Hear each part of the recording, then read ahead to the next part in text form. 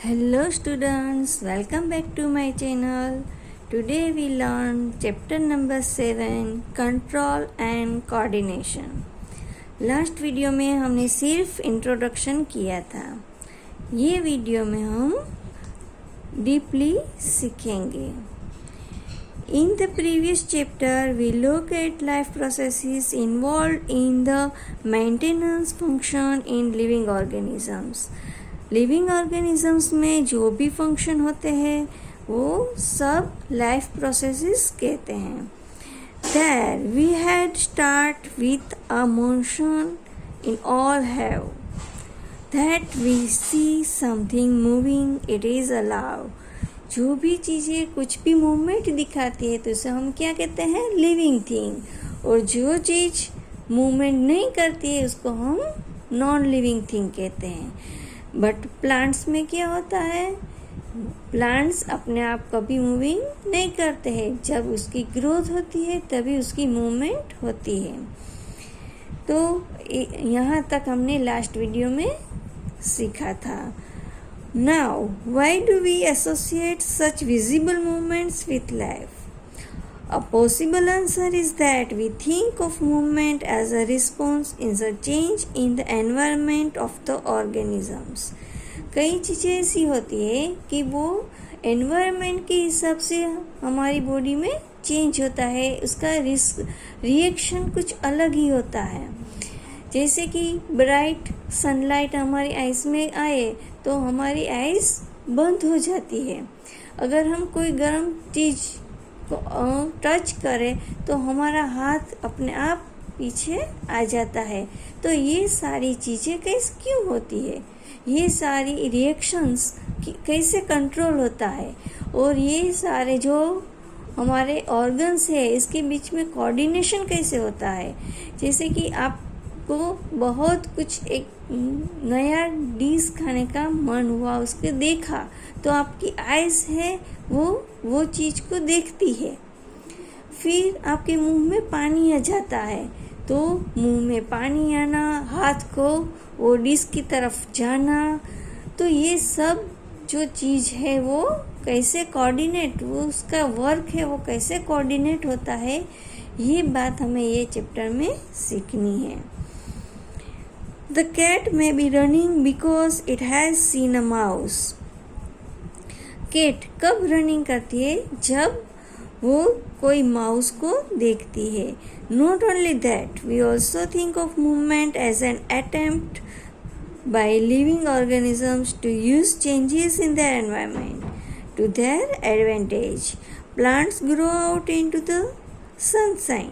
Children try to get pleasure and fun out of swinging. Buffaloes chew cud to help break up tough food so as to be able to digest it better. When bright light is focused on our eyes or when we touch a hot object, we detect the change and respond to it with movement in order to protect ourselves. हमें अपने आप को बचाने के लिए ये सब हम करते हैं. If we think a bit more about this, it becomes apart that all this movement in response to the environment is carefully controlled. Each kind of a change in the environment evokes an appropriate movement in response. When we want to talk to our friends in class, we whisper rather than shouting loudly, है ना.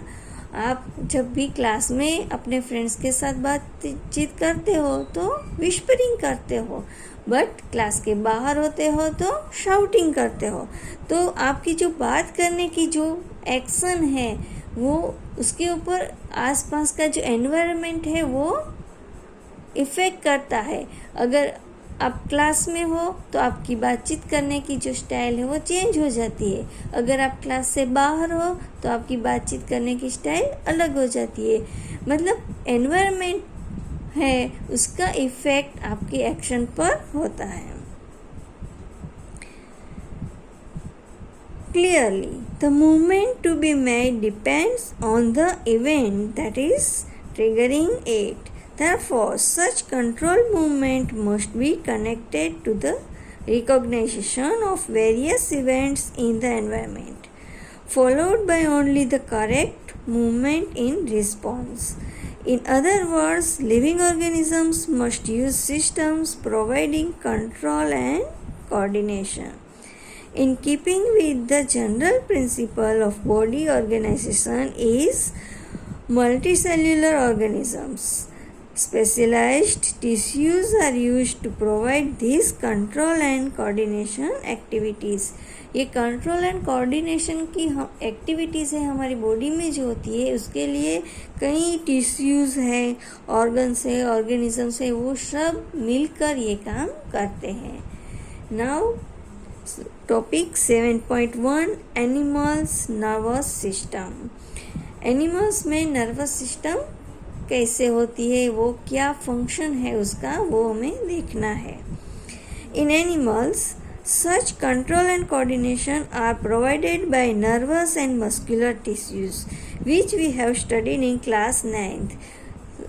Class 9th में आप already study कर चुके हो कि control and coordination कैसे provide होता है एनिमल में. Touching a hot object is an urgent and dangerous situation. वो बहुत ही अर्जेंट एंड डेंजरस सिचुएशन है. We need to detect it and respond to it. How do we detect that we are touching a hot object? All information from our environment is detected by the specialized tips of some nerve cells. These receptors are usually located in our sense organs such as the inner ear, the nose, the tongue, and so on. So, gustatory receptors will detect taste, while olfactory receptors will detect smell. वो हमारे जो sense organs है वो अपना अलग अलग काम करती है. ईयर्स है, टंग है, हमारा नोज है, ये सेंस ऑर्गन से ये सब डिटेक्ट होता है. This information acquired at the end of the dendritic tip of a nerve cell sets off a chemical reaction that creates an electrical impulse. This impulse travels from the dendrite to the cell body and then along the axon to its end. ये आप figure में देख सकते हो कि हमारा जो ये कंट्रोल और कोऑर्डिनेशन कैसे होता है. At the end of the action, the electrical impulses set off the release of some chemicals. These chemicals cross the gap or synapse and start a similar neuron. This is a general scheme of how nervous impulse travel in the body. A similar synapse finally allows delivery of such impulses from neurons to other cells, such as muscle cells or gland.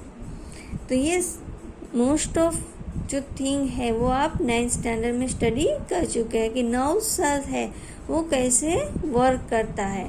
जब भी हम कोई hot चीज़ को touch करें तो हमारे अंदर जो नर्व सेल है वो कुछ केमिकल्स है वो रिएक्ट करते हैं और वो हमारे ब्रेन में जाता है. ब्रेन उसको फिर वर्क करने का ऑर्डर देता है और हमारा हाथ है वो हम पीछे ले लेते हैं. तो ये सारी प्रोसेस बहुत कम समय में होती है. तो ये होने के लिए ब्रेन में जाना ज़रूरी है क्या? तो ये भी एक क्वेश्चन है. लेकिन उसके बीच में एक कोऑर्डिनेट होता है. वो कोऑर्डिनेट कहाँ होता है? हमारे बैक में होता है. वहाँ से ये सारी चीज़ें नर्व्स हैं वो उसके साथ कनेक्टेड होता है और हमारे बॉडी के जो पार्ट्स है अलग अलग बॉडी के पार्ट्स है वो बॉडी के पार्ट्स में ऑर्डर वो ब्रेन है वो देता है. और वो कैसे होता है वो हम नेक्स्ट वीडियो में देखेंगे। Okay, bye bye.